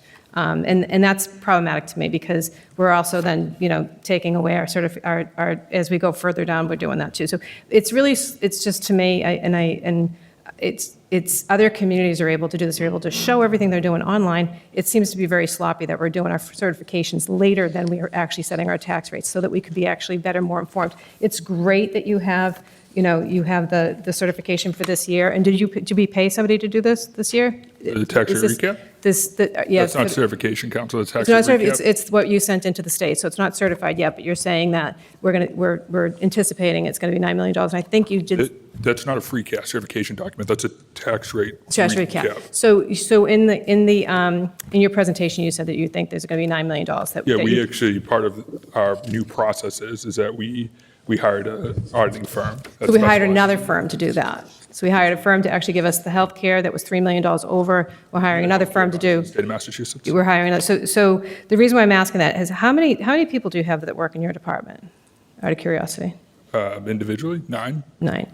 And are all 9 of them paid for out of the budget, or are some of them paid for out of other areas of the budget? Paid out different, I think I have one paid out of ARPA. Okay. So one of the reasons I have a problem with that is because in our budget, we don't actually identify, 75 to 80% of all budgets are made up from full-time employees, and it's something that none of us on the city council, not one of us could tell you how many people are actually full-time employees in the city of Quincy, because we never get that number. I've asked for it, and we've never gotten it. And the other part is that we have people that are being paid for in other accounts. And when those accounts, DIF or COVID or anything else, leaves, then we have to find other places to be able to pay for those things, which makes it very difficult. And it's a structural deficit that we're creating on ourselves, and then we're using stabilization funds. Thank you very much. Any other counselors? So we have a motion to approve made by Counselor Phelan and a seconded by Counselor McCarthy. With that, Madam Clerk, please call the roll. Counselor Andronico. Yes. Counselor Kane. Yes. Counselor Harris. Yes. Counselor Liang. Yes. Counselor Mahoney. Yes. Counselor McCarthy. Yes. Counselor Phelan. Yes. President DeBona. Yes. 8 members. 8 members in the affirmative. Motion carries. Next item on the agenda, Madam Clerk. Number 5, 2022-144, an appropriation for $4,007,127.97 for stabilization to reduce the tax rate. I'd like to recognize Counselor Phelan. Thank you, Mr. President, through you. I'd like to put forward a motion because where this is to reduce the tax rate, so I would move approval on this. Motion made by Counselor Phelan to approve, seconded by Counselor McCarthy. Any discussion on the motion? Counselor Mahoney, you have the floor. Okay, now just out of curiosity, because I didn't see this in your package, you say this is from Council Order 2022-090. Correct, Counselor, yes. Okay, I don't remember that order, so could you tell me what that order was telling us? It was moving $4,007,127.97 from the long-term debt payment, or I should just say debt payment, but it's from Order Code 0170059, relative to the pension obligation bond. So the pension obligation bond was estimated to have a first-year payment of $9.5 million, but the first-year annualized payment was $5.5 million. So we moved that $4 million into stabilization to be able to use for this purpose. So we moved 4 million of it into, I'm sorry, because you were talking very fast. Okay, so we moved 4 And I million. appreciate it because it's a lot of information you're trying to give me. I just wanted so people can understand, and I can understand. I don't remember the council order. I know you do, so if we just maybe slow it down a little bit. Okay, so the pension obligation bond was forecast to have a $9.5 million payment. Yep, Instead, that payment ended up being $5.5 million. because we So paid less than we thought we were going to be paying. Yep. Okay. So we took that $4 million difference, because that was already appropriated in the 2022 budget. Yep. And we put that aside for this, to allow the council the flexibility for this to be proposed back during tax rate setting season. So that was not part of the stabilization for the $30 million that we have to build up into the pension obligation bond? No, because the stabilization factor actually begins usually would begin, I mean, there's few communities that have done this, after you have an established payment schedule. In FY '22 is when we sold the pension obligation bond. So we have to approve the budget prior to having, we sold the pension bond on December 14th, 2021. So this is a one-time, this $4 million will be a one-time shot that we can actually, so this is $4 million, just kind of like the 1.1, when we took the departments apart and said, this is leftover money. This is the one-time shot that we can reduce the tax rate by this $4 million, because we had This $4 million? this Correct, $4 million from Council Order 2022-090, because we had $9 million in an account, but we only paid $5 million to the pension obligation bond. We had $4 million left over. It doesn't have anything to do with the reserves for the pension obligation bond for $30 million. Thank you very much for the clarification. Any other counselors? So a motion made by Counselor Phelan, seconded by Counselor McCarthy. Oh, I'm sorry. Counselor Ken, you have the floor. Thank you, Mr. President. In this stabilization account, what is, I guess, the current balance? Or two things. One, can you elucidate where this money is coming from, what it's traditionally being used for, and what is the current balance before we'd make this decision? Absolutely. So this fund originates as, back when when this body approved the pension obligation bond, we had rough estimates of what the first year payment could have been. Now that really comes down to when the bond gets sold, because cities make two tranches of payments. We ended up selling the bond 12/14 of 2021, which moved us into a single period payment bond. That value was $5.5 million, but the body had approved $9.5 million. So that $4 million in savings, surplus, I would describe it, was moved at the end of the year as part of a positioning to allow for it to be used for tax relief at this point in time. The council at that time had not voted on a pension stabilization account, which I believe it's IRS code, IRF, which is the code for the IRS 155, says the oversight body has to adopt a pension stabilization account. They use like 3 different names. They can also call it an OPEB account, believe it or not. But the body hadn't voted on that yet. So U.S. Bank, which is the facility that actually is trustee of our money, was like, well, you can't give us $4 million when the body hadn't voted on this yet. So we have the mechanism of the stabilization account where we can park that money at the end of the fiscal year for use right now for this reason. And that's a interest-bearing account? A correct, Counselor, yes. Now, it is interest-bearing, but it falls under a lot of different purviews in your traditional investment account. They use these things called, you're probably familiar with them, slugs. They're like these risk-free tax tools it's very stable. It's not like your traditional trust or, you know trust better than me. It's not like a traditional trust. So, all right, I got it. And so who knows the balance? Susan, do you know that, Madam Auditor? What was your question? Sorry, Counselor. The balance of this account before we The make- balance in the account right now is $13,269,535.84. All right, so we're taking that down by a considerable amount tonight. Yes, it will be down to, And I guess then what's the estimated, what are some estimates for replenishment? So the primary estimate, so for the $4 million, that will bring us to where we were effectively at the end of fiscal year 2021. Actually, where we existed in fiscal year 2022 up until the last 5 or 6 business days, to be honest. The other $6.74 million, I respectfully don't want to jump ahead in the orders, but to link the two, that will be replenished upon our free cash certification. There'll be an order to this body that will replenish that. A marginal amount of it? Correct, yes. Oh, sorry, so the 9,453, got it, okay. Yes. We'll replace that, okay. All right, no, I mean, this is, we come to this and it's like, we don't get to make the decisions from where the money comes from. We're presented with a plan and we need to make a decision on reducing the tax rate given the options that are presented to us, and this is the option that's presented to us tonight. It's clever, so if we didn't approve any portion, we've already approved some of it, but I guess from the top of the 20 million that you were seeking tonight, what would that do to the tax rate? You would 20 times 25, so $500 tax increase. Okay. All right. Thank you, Eric. Thank you, Counselor. Thank you, Mr. Any of the counselors? So a motion to approve made by Counselor Phelan, and seconded by Counselor McCarthy. Madam Clerk, please call the roll. Counselor Andronico. Yes. Counselor Kane. Yes. Counselor Harris. Yes. Counselor Liang. Yes. Counselor Mahoney. Yes. Counselor McCarthy. Yes. Counselor Phelan. Yes. President DeBona. Yes. 8 members. Eight members in the affirmative. Motion carries. Next item on the agenda, Madam Clerk. Number 6, 2022-145, an appropriation for $6,474,276.61 from stabilization to reduce the tax rate. I'd like to recognize Counselor Phelan. Thank you, Mr. President. Through you, Mr. President, I'd like to, this money is coming from the stabilization account, but it's going to be when we get it's based on what our free cash certification is, and it will be replaced, as I understand it. Okay. And would that be a vote of the city council to replace that?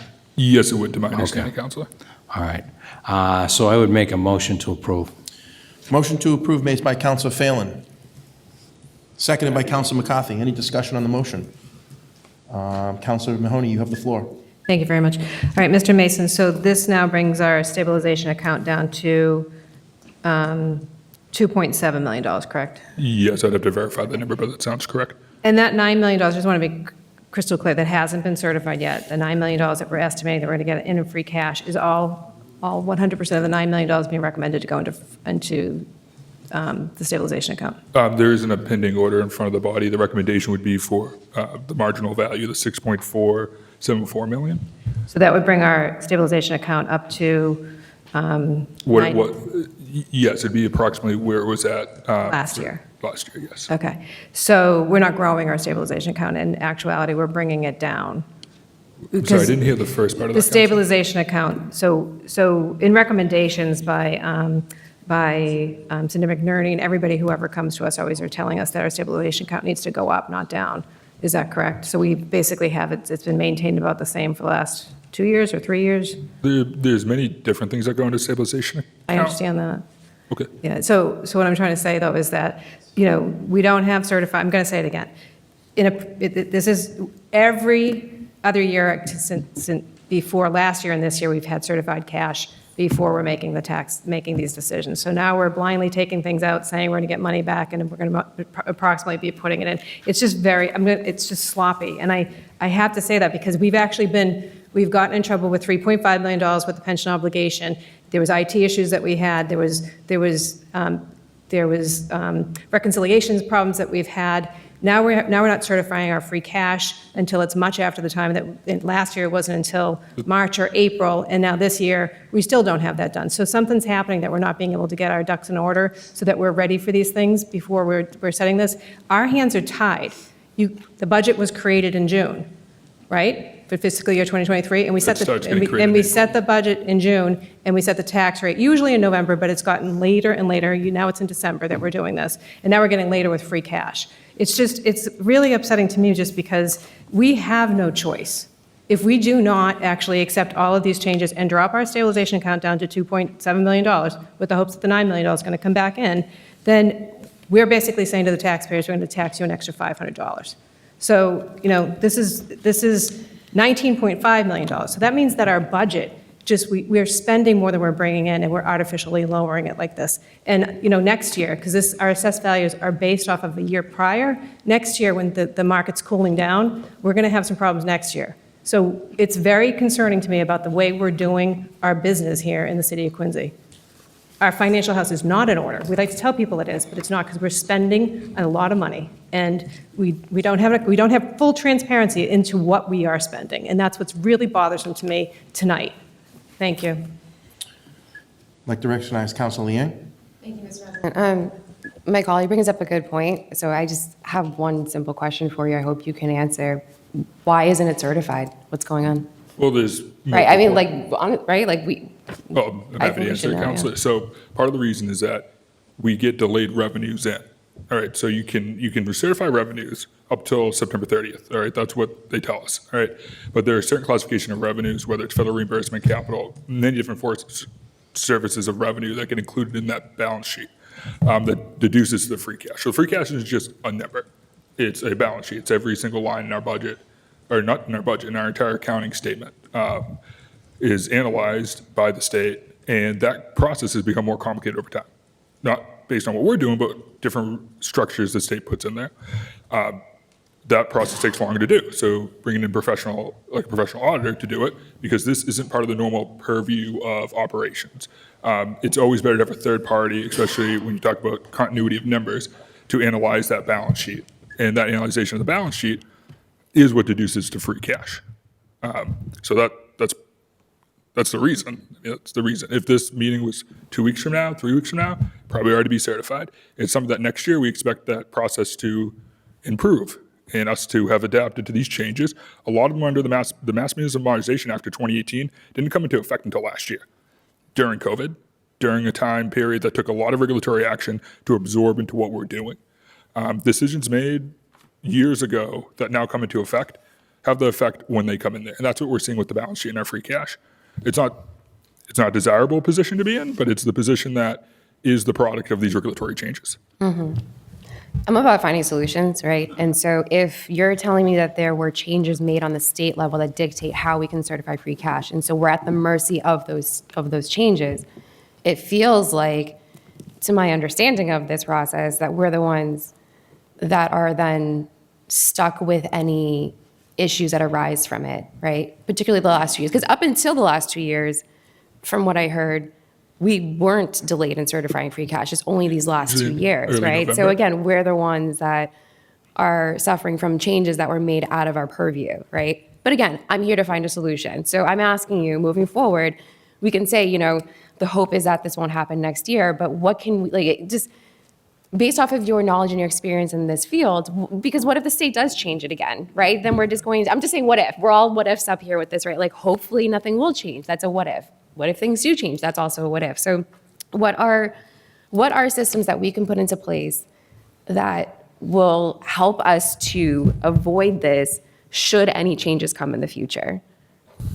If that's a question, I'm happy to answer. Yeah. So what we did is we brought on the expert team that drafted these systems at the state. So we brought in that third-party auditing firm and said, and this is what most large municipalities do. There are some very talented people at other municipalities that can do it domestically. Quincy, by every independent analysis, has complicated books. So we brought in the experts to address that, so this issue doesn't happen next year. Mm-hmm. And that's the goal, is that you bring in new systems to meet new challenges. So I'm going down the rabbit hole a little bit. I apologize, Mr. President, but this is more of, I think, a staffing question that I need to ask you. So if we're going to lean on this outside consulting firm to keep us on track moving forward, changes, no changes, whatever have you, right? Then is it worth exploring having somebody within the office, within the department, that has that expertise, so that we don't continue to carry a contract with an outside firm? I think that'd be very expensive. Preparing something. I'm sorry, I don't mean to cut you off, but the point to my question is, which one is going to result in the best cost savings for us long-term? The contract, so this only occurs once a year. So having somebody operationally in your office who only does this salary, benefits, all that, versus a $15,000 contract, and it's the company that has actually designed the module to do it, I would prefer the 15,000, one payment once a year, than carrying a salary and then for somebody only to do one specific action. And it's important to remember that this auditing standard they're using is called MSA, Massachusetts Standard of Accounting. It's not GAAP. It's not what you see in your basic financial statements, and it's not GASB, which is the accounting language that dominates the governmental sector.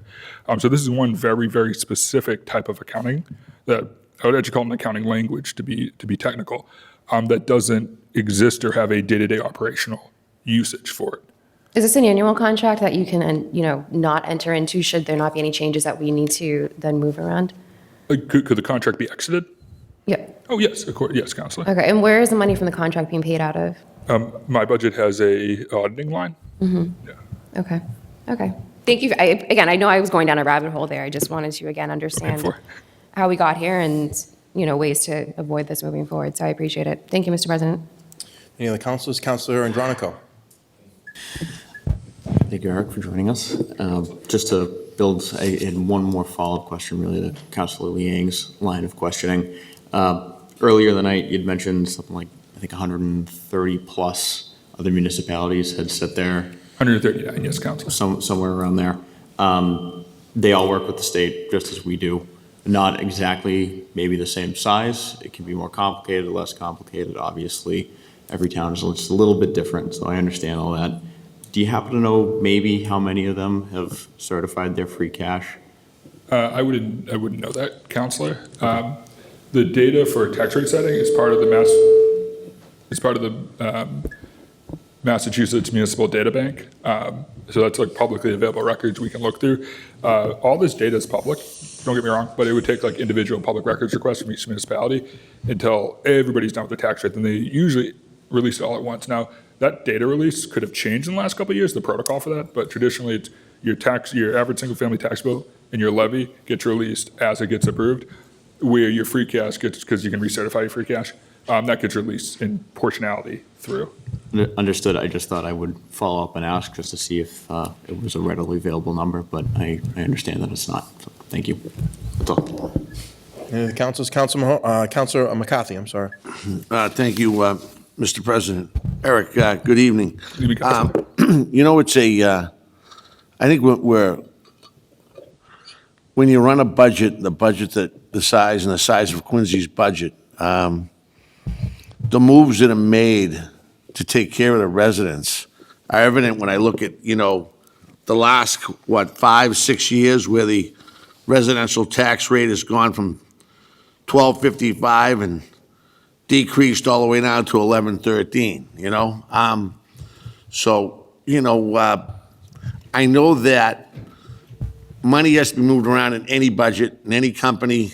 All the different towns do different things to take care of their residents.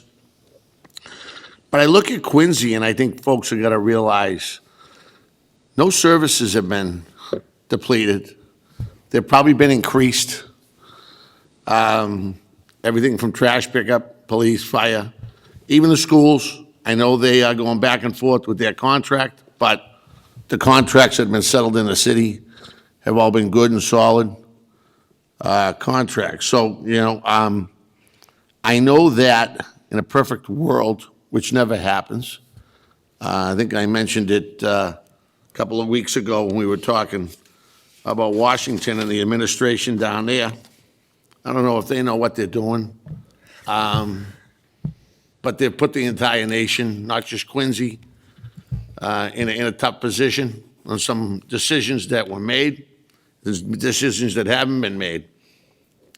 And I think the group up here, yourself, Colleen Healy, and the administration, I know I sat in for a couple of days and talked about this. These moves are made so that the average tax bill ends up being $50 a quarter, $200 for the year, where we look at, I think you said 139, as Councilor Andronico just mentioned. I think the average was 288, I think you said, or so. And Quincy's not we're not Norwell or, a town out there. Quincy's a big city. And there's only a handful of them, and if we go and look and compare Quincy to the other cities, we're probably right at the top of the heap without getting the state aid that some of the other bigger cities have. Yes.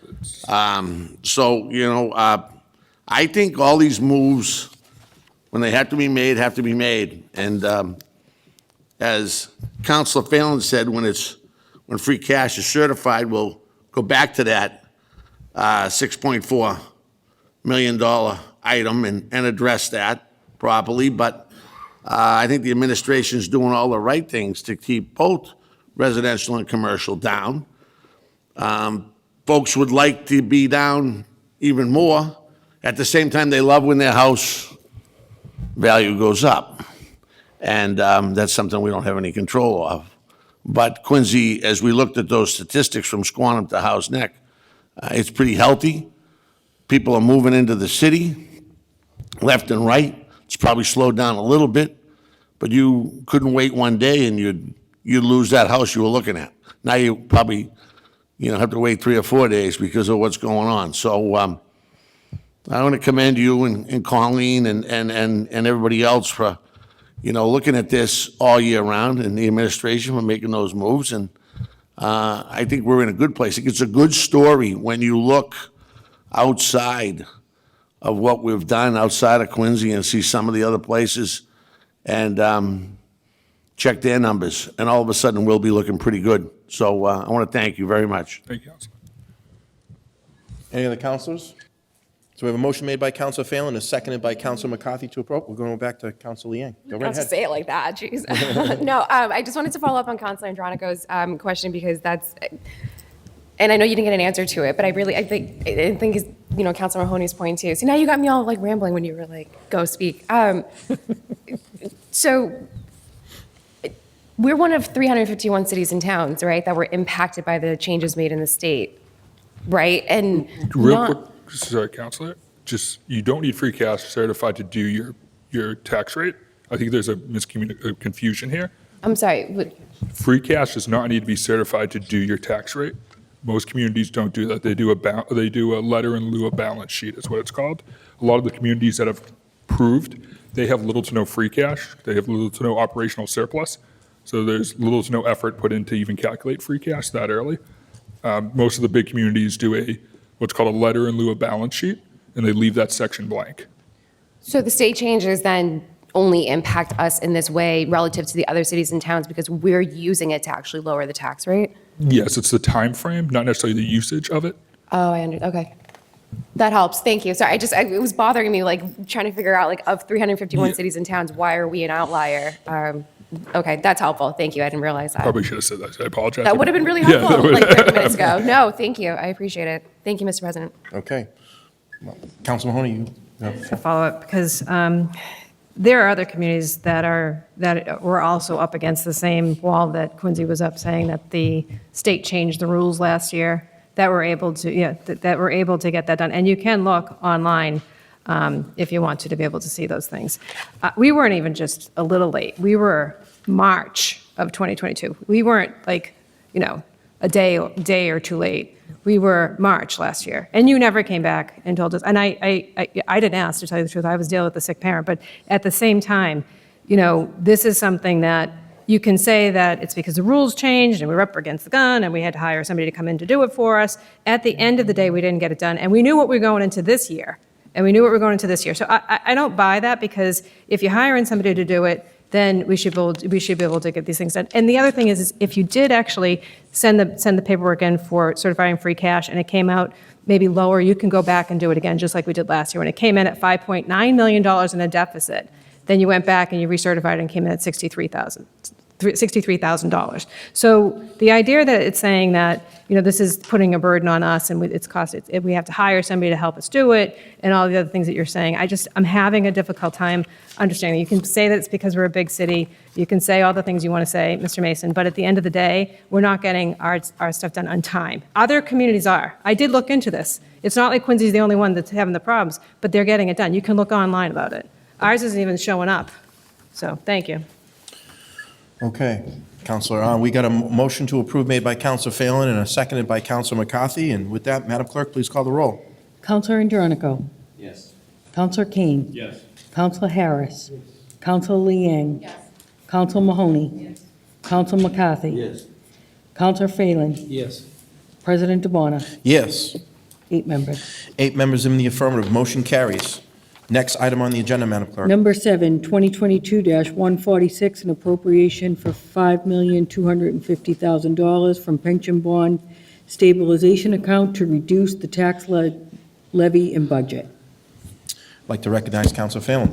Through you, Mr. President, on the item, it's to reduce the tax levy and the budget, so I would move approval. Motion to approve made by Counselor Phelan, seconded by Counselor McCarthy. Any discussion on the motion? I'd like to recognize Counselor Mahoney. So this is the stabilization account that was set up that we were aiming to raise, or to build it up to $30 million, correct? Yes. Okay, so what's in it, what's left in it? There's right now 10.5 million in there. So there'll be 10.5 million after this appropriation? No, before. So this 5.25 was the one that was approved at the beginning of FY22 for if we were able, depending on when the pension obligation bond was going to be sold. And that was 12/14 of last year. I'm sorry, I can't hear you. I'm having a difficult time. I'm not sure if it's the microphone, but. Height throws me off. I know, it's okay. So, yes, this was approved in the FY 2022 budget as 5.25 million, and that was put in there because our pension payment was normal cost plus 9.75 million. Mhm. So we put $5.25 million on top of that, so we wouldn't just get that leftover savings in that year's budget. We'd be able to transverse some of that into this FY 23 fiscal season. So you planned on doing that all along? I think it was part of the plan. I would say it was a tool that was made for the deliberation of the body to use. So when we were doing the budget last spring, the plan was that we were going to artificially lower it by $5 million with this pension No, obligation. we re-rose this 5.25 million in the budget. Mhm. We wrote this into the budget. Yes, this is put in the budget every year, but the pension. So the goal is to raise it up to $30 million, because that's the obligation that we had when we did the pension obligation bond. It basically came back with a rule that was never discussed when we actually discussed the pension obligation bond, that we had to have a stabilization account for the pension obligation bond for $30 million established as a safeguard for that pension obligation bond, correct? So what the rule, and it's a statute, that was put in place was that after the fiscal year after the pension obligation bond is sold, Mhm. the city either has the option to forsake the pension obligation bond, any payment being made in that year. And there actually is some provisions to allow normal costs to be rolled into the UALL calculation, which we didn't do that because we have multiple entities within our pension system. So that was one option we had. The other option is what the council is seeing in front of them right now, which is that you adopt a reserve for appropriation account, even if it's in the year that's not applicable. You do that to maintain that higher budgetary amount. But then you have the ability to deploy that the next fiscal year as you raise an additional 5.25 million. So we're still taking money out of the pension obligation stabilization account to lower our tax? Yes. Okay. And we still don't have resolution as to where we're going to come up with the $3.5 million that was stolen. And that's different. I know it's different. But again, it goes back to the process that we have sloppy tax rolls, and we're actually doing these things where we're coming back and we're artificially lowering this year. We'll be able to do it again next year, because we have to actually raise $30 million in that account. I'm just concerned that we're using stabilization accounts. Again, I'm going to keep saying it. We have no choice. It's just like the police station. You come up here and you say, you know what, you can't change anything, and if you don't sign it, we're not going to get a police station. When it comes to the $19.5 million right now, it's because we have a budget that's, if we didn't do it, we'd be raising the tax rates by $700, and we're lowering it. We're not going to be able to do that every year. That means our budget was over padded because we didn't predict our revenues that were going to be coming into the city of Quincy. So any way we cut it, we're artificially lowering this, and it's really just, it's just very disruptive of what we're doing. Because before, when you're saying you're just using $1.6 million because that was left over in our accounts, and we're doing good accounting, because we're saying we're at the first piece that we said you were doing this for, or even free cash is fine. But the stabilization accounts, we shouldn't be actually rating in any situation. So again, we're all saying, I'm saying yes, I'm just defending the reason why I'm having to say yes, because if I say no, I'd be raising the taxpayers' tax rate by $500. My hands are tied in this situation. I didn't approve the budget. I had problems with the budget. I had problems with the way we did our accounting in the budget, taking a 3% raise across the board. That's not how we've ever done that before. So I can't have you stand before me tonight and tell me that, well, we put a little note in the budget and we said that this is how we're doing it this year. No, Nobody will ever be able to go back and figure out how that happened because we didn't vote for that either. So it's very disconcerting to me how we're doing it. And then to say, oh, the free cash, something changed at the state, so it's made it more complicated for us. I'm just feeling, it's just really upsetting to me, Mr. Mason. I'm sorry, I really thought higher than this, but it's just making me feel very uncertain about, for the taxpayers of the city of Quincy. Thank you. Any of the councilors? Seeing that, we got a motion made by Council Phelan, a seconded by Council McCarthy, and with that, Madam Clerk, please call the roll. Counselor Andronico. Yes. Counselor Kane. Yes. Counselor Harris. Counselor Liang. Yes. Counselor Mahoney. Yes. Counselor McCarthy. Yes. Counselor Phelan. Yes. President DeBona. Yes. 7 members. 7 members in the affirmative. Motion carries. Madam Clerk, next item on the agenda. Number 8, 2022-147, adopting residential factor of 87.8274 for FY '23. I'd like to recognize Council Phelan. Thank you, Mr. President. Through you, Mr. President, we had the public hearing earlier. This was, we had Colleen Healy, the head of the Board of Assessors, give us the breakdown, and the way it comes down to is this will be the lease rate for the residential factor, so I would like to make a motion to approve. Motion to approve made by Council Phelan. Do I have a second? Seconded by Councilor McCarthy. On the motion. I have a question.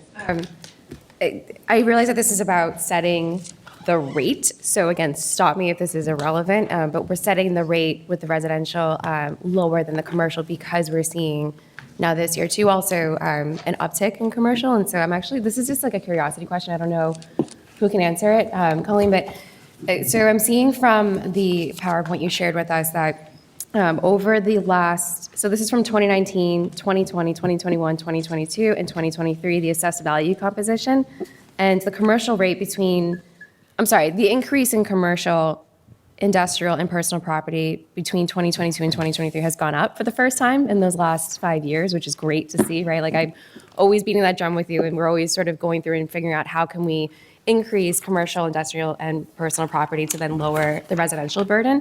And I love to see that now, even though it's a very slight adjustment, right, it is moving in that direction. So could you just speak to what we're seeing that's making that difference? And I'm hoping that speaking it out loud will hopefully get us all with that mindset of continuing to increase the commercial, industrial, and personal and reduce the Sure. residential. So, if you look at historically over the last 5 years, up until this year, the portion of the total value has been, basically anywhere from 85 residential, and between this year and last year, it's dropped a little bit. So it's just saying that we continue to see the residential class growing, as a bigger portion of the whole picture.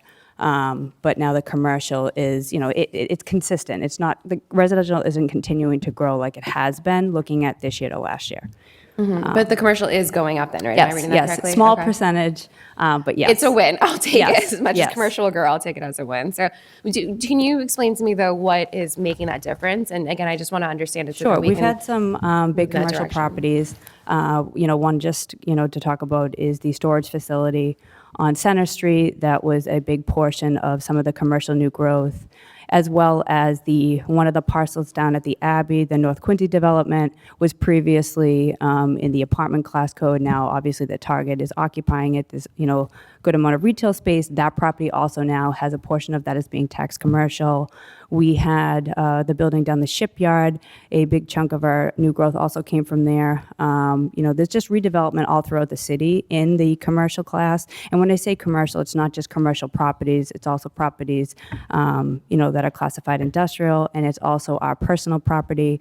Personal property is another, big component of commercial tax dollars. And within the commercial class, 90% of the property value is, basically comes from the 4 utility accounts. And those had also seen an 18% increase this year. That's awesome. That's great news. No, I'm really excited. I just wanted to understand it a little bit better. So thank you. I appreciate it. Thank you, Mr. President. Any of the councilors? Council Mahoney, you have the I have floor. a point of clarification. I apologize. Is this just, and I was just going through my notes, and I'm just confusing myself now. So Or what we're voting on tonight, is this? You're voting whether to have a single tax rate or a split tax rate. So this is for the commercial versus the, Correct. So if. so this isn't the taxes, this is just. Correct. This I is wanted just to a make sure, vote on 'cause the shift. I always ask this every single year, because it's just like, it just always confuses me as I'm going through, because there's no place where it actually says it's the taxes. So this is just that, okay, so it's the percentage, we're not going to be a split, of even split 50/50. Correct, because the budget already has been certified, the values have been certified. So tonight we're voting whether we have a single tax rate Yep. or do we shift to the max that we can at the commercial class, which would result in a split tax rate. Yep, just want to make sure that, Okay. this one, because again, it just gets confusing, because there's no place in the next one that says the tax rate. Thank you. Okay. So we have a motion on the floor to approve from Counselor Phelan. We got a seconded by Counselor McCarthy. And with that, Madam Clerk, please call the roll. Counselor Andronico. Yes. Counselor Kane. Yes. Counselor Harris. Counselor Liang. Yes. Counselor Mahoney. Counselor McCarthy. Yes. Counselor Phelan. Yes. President DeBona. Yes. 8 members. 8 members in the affirmative. Motion carries. Next item on the agenda, Madam Clerk. Number 9, 2022-148, adopting percentages of local tax for each class of real and personal property for FY '23. I'd like to recognize Counselor Phelan. Through you, Mr. President, I'd like to make a motion to adopt the class of personal property. I believe this is also the industrial and all of that together, which means that the separate factor. Am I correct? Yeah. Okay. Make a motion to approve. Motion to approve made by Counselor Phelan, seconded by Counselor McCarthy. Any discussion on the motion? Counselor Mahoney, you have the floor. So this is just to clarify, so this is where we're setting the tax rate at $11.13 for the homeowners and $22.18 for commercial, correct? Yeah, thank you. And I just want to make a note of this, because Councilor McCarthy basically said this is like the federal government or something and how great we're doing. We are lowering the tax rate, and I applaud that we're lowering the tax rate, but this has nothing to do with because we're doing such great budgetary work in the city of Quincy. What this has to do with, and everybody at home should know this, it's your assessed values of your homes. Basically, your homes are worth more money, and the city of Quincy is spending every dime of your money. Yes, it's lowering the tax rate, and that's a great story that we get to tell. But what we also know, because we're increasing the Federal Reserve's increasing our rates to be able to borrow money and to be able to buy homes, we're seeing a cooling in the market right now. So next year when we come in, you'll see, what we'll see is we'll start to see that cooling happening, and maybe some of the numbers kind of start to drop or level off. So if our spending keeps continuing the way we're doing it, we're going to be in trouble, and the tax rates will go up. So I just want to make sure that we're understanding this, because we can pat ourselves in the back as much as we want, but what we're doing is we're spending every dime and more in the city of Quincy, and we're not responsible, and we say to the taxpayers all the time to their faces that we're taking care of them. Yeah, your trash is getting picked up.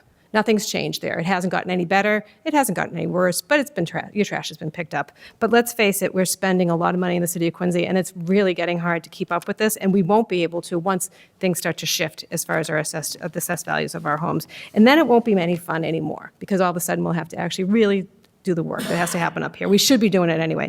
And again, it is sloppy, it is painful to watch some of these things happen, where if you actually look at the Powers and Sullivan's report that was given to you, there's a lot of areas that we need to improve in the city of Quincy, and we're not doing that. So I won't be supporting this, and I won't be supporting it because I didn't support the budget. So I wanted to make sure it was very clear as to why I won't be supporting this. Thank you very much. Any other counselors? So we have a motion made by Counselor Phelan. We have a seconded by Counselor McCarthy to approve. With that, Madam Clerk, please call the roll. Counselor Andronico. Yes. Counselor Kane. Yes. Counselor Harris. Yes. Counselor Liang. Yes. Counselor Mahoney. Counselor McCarthy. Yes. Counselor Phelan. Yes. President DeBona. Yes. 7 members. 7 members in the affirmative. Motion carries. Yep. Counselor Harris would like to put himself on record for a yes vote on, I believe, number 6. Thank you. So that makes it 8-0. Motion carries on that one. Before we get to the next item on the agenda, I want to thank Colleen Healy and Eric Mason for helping us and with your presentation. So I appreciate it. Thank you. Next item on the agenda, Madam Clerk. Number 10, 2022-136, an order revision of the election calendar for the Ward 4 special election.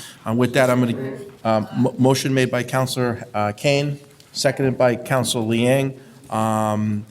Before I get into to the councilors, I'd like, Madam Clerk, if you could just explain a little bit about this particular item. Thank you, Council President. I respectfully ask the City Council to vote in favor of shortening the dates to certification and nomination papers, statement of candidacy, and list of candidates to December 14th, and the drawing of the ballot position to December 15th. This will allow the Clerk's Department to get our ballots in order, therefore to be ready sooner for anyone who requests a ballot for early voting and absentee voting going forward. So, Madam Clerk, we're going to be going to Wednesday, December 14th for the last day to file for certified nomination papers. Yes. And then on the 15th, which is a Thursday, is the ballot drawing for the special election, which will be 10 a.m. on that 15th. That's correct. And there's been a couple of nominees who have already got their papers in, and they're already certified. And as soon as we get those dates on the 14th, we'll have them certified that evening. We'll send a letter and an email letting the candidates know that the drawing for position will be on the 15th, so that way we can get the residents their ballots if they request one for early voting and absentee voting sooner than later. The statement of candidacy is something that we already have in our office at the same time that the prospective candidate drops off the nomination papers, that candidacy requirement is already filled. So that leaves us a good 10 to 14 days to get moving on our ballot. So also, I'd like to include the fact that January 17th, which is a Tuesday, is going to be slated for this preliminary election, and we're still going to be staying with the February 7th, which is a Tuesday, for the Ward 4 special election. And for all the viewers or folks out there that don't know, I've been taking over duties as a Ward 4 counselor as well since October. And we'll be taking over, we'll continue to do correspondence, and folks needing any emails and phone calls, feel free to look me up on the web and contact me. But we'll probably, before the swearing in, it'll be at least mid-February, so it looks like I'll still be continuing to do that. So with that, we got a Councilor Kane motion to approve. We got a seconded by Councilor Yang. Any other discussion? Seeing none, Madam Clerk, please call the roll. Counselor Andronico. Yes. Counselor Kane. Yes. Counselor Harris. Counselor Liang. Yes. Counselor Mahoney. Counselor McCarthy. Counselor Phelan. Yes. President DeBona. Yes. 8 members. 8 members in the affirmative. Motion carries. Thank you. That completes our agenda items, Madam Clerk? It does. It does. So we're on to approval of previous meeting minutes, which is November 21st, 2022. Can someone entertain a motion to approve made by Counselor Phelan, seconded by Counselor Andronico? All those in favor? Opposed? The ayes have it. Motion carries. Communication reports from the mayor, other city officers, and city boards. I think, Madam Clerk, do you have any traffics? I do. If you could just give me one problem. second, sorry. That's okay. Yes, refer to ordinance committee for advertising. Ward 1, Councilor McCarthy at a handicap parking at 1120 Hancock Street, also at handicap parking at 17 Quarterdeck Road. Ward 2, Councilor Andronico at handicap parking to 44 Lancaster Street. Ward 4, Councilor DeBona at no left turn to 30 Liberty Street. Ward 5, Councilor Phelan at handicap parking to 35 Willow Street. Ward 6, Councilor Harris at all-way stop to Dundee Road and Standish Road. So we have a couple of traffic requests to refer to ordinance committee for advertising. Okay? Any other correspondence, any other folks? Unfinished business and preceding meeting. Seeing none, reports of committees. Do we have, okay, Counselor Harris, you have the floor. Thank you. Earlier this evening, there was a public hearing on 2022-137 utility grant of location, Mass Electric, Verizon, Bellevue Road. Positive recommendation from the Public Works Committee. Motion to approve. Positive recommendation and a motion to approve made by Counselor Harris on Bellevue. Do I have a second? Seconded by Counselor McCarthy. Any discussion on the motion? Seeing none, Madam Clerk, please call the roll. Counselor Andronico. Yes. Counselor Kane. Yes. Counselor Harris. Yes. Counselor Liang. Yes. Counselor Mahoney.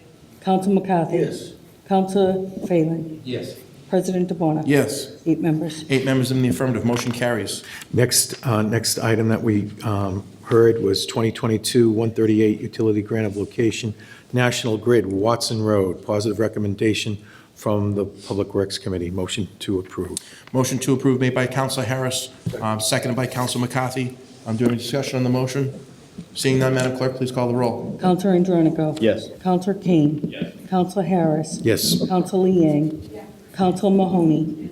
Counselor McCarthy. Yes. Counselor Phelan. Yes. President DeBona. Yes.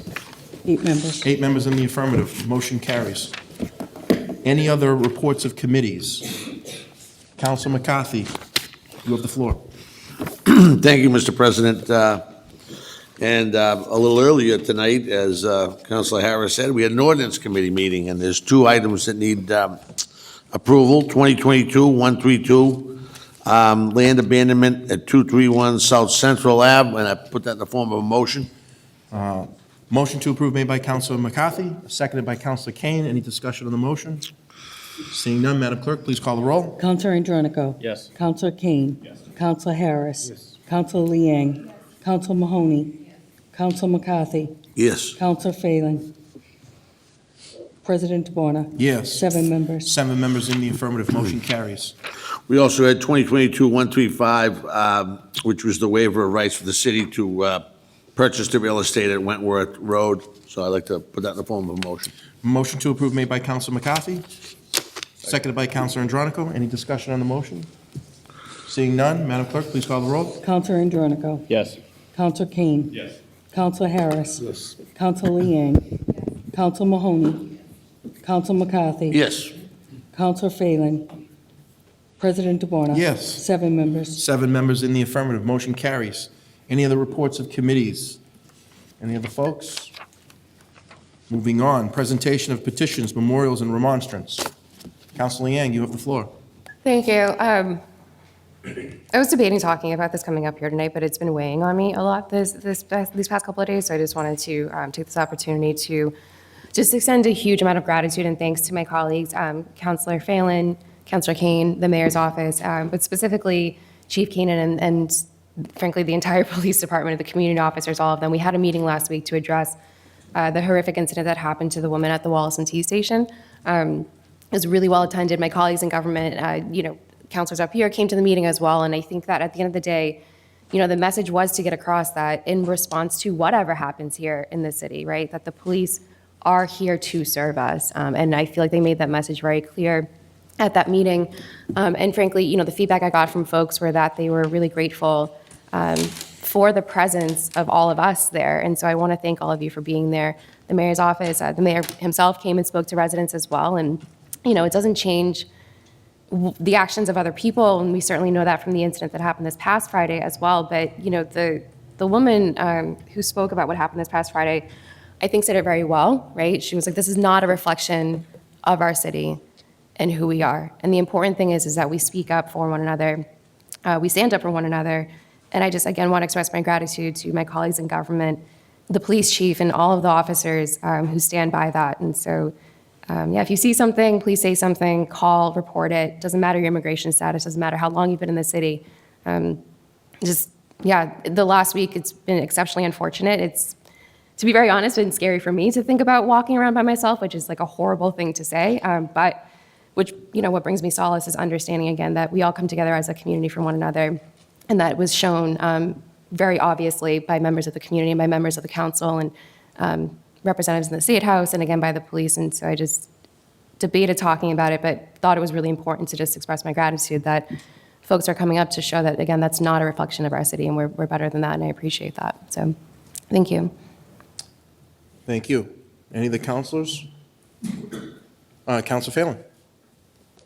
Thank you, Mr. President. Through you, Mr. President, I'd like to thank Councilor Yang for taking the lead on it. It was a pleasure to work with her at that thing, and I think it was a great meeting. it was something that had to come out, and we had the police there, and a lot of people got to vent their fears, their concerns. It's an area where my family works in every day. So we're very tied to the Wollaston area, so it's a scary thing that happened, and I think the police did a good job coming down. The community police have been there on a regular basis, beefing up extra patrols, and I think, I've set up a thing where I'm going to be meeting next month with the Tenants Association there and bringing the community police with me and just trying to keep contact and establish, but I think it's something that we all have to look at. It's not the city, but yet it did happen, and I guess what it is now is we have to do what we can to make sure it doesn't happen again. And we have people, and again, one of the big things is if you see something, say something, call the police. They want to hear this stuff. They want to hear it.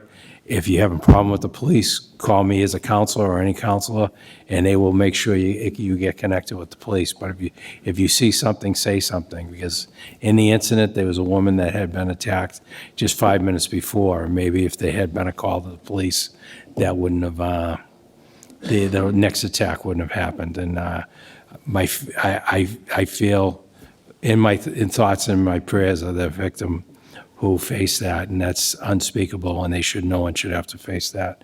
So I keep them in my thoughts and prayers and ask everyone else to keep that victim in their thoughts and prayers. But thank you. Yeah, good. Thanks, Counselor. Thanks, Mr. President. I didn't know how to end it. You bet. Any of the counselors?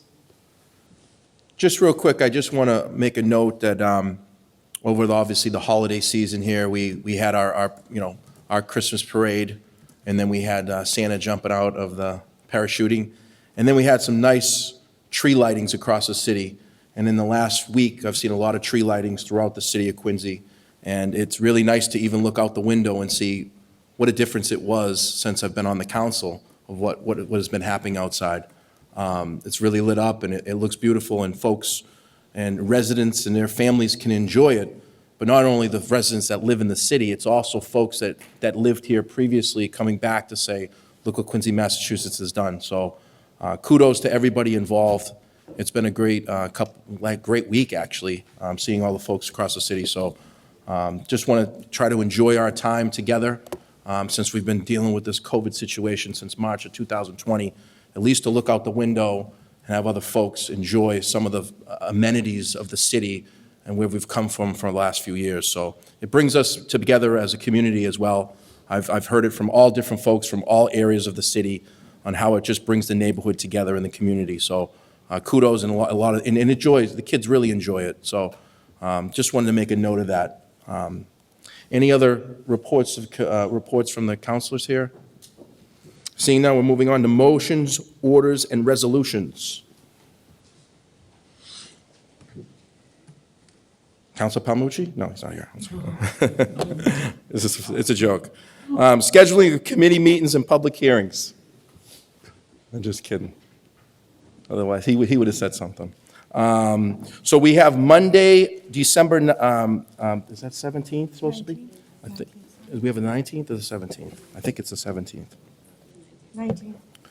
So Monday, December 19th is our last meeting of the year. So 2022 will be closing out. It will be at 6:30 for our regular scheduled city council meeting. With that, that's the end of our agenda items. Motion to adjourn made by Councilor Kane, seconded by Councilor Liang.